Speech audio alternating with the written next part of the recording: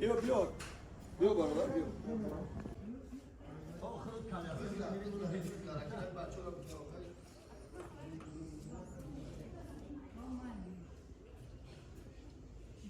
O saymıyor bu ne akıllı?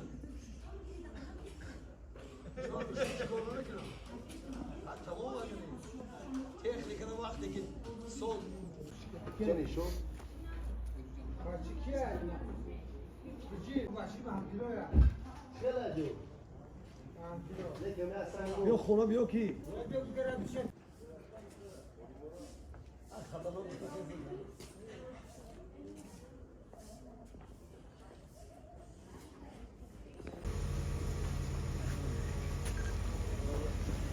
Merhaba diyor. Buyur.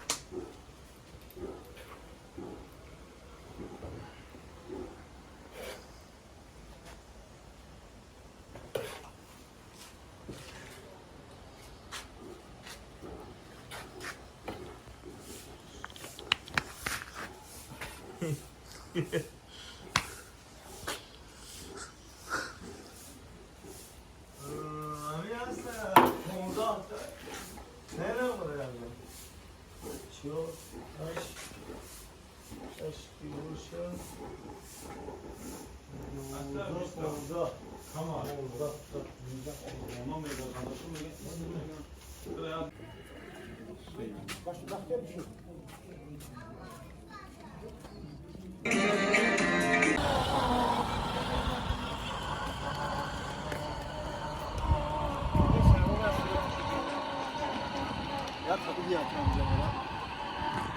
Yok yok. Bada telefonu patıyor. Yok. Harikasın. Girişten bakalım. Tarık Kadir gibi ses ya. Ne pırsa? O da mı? Yine ha. Şar Duşanbe'deyim. O zancımı tüyay.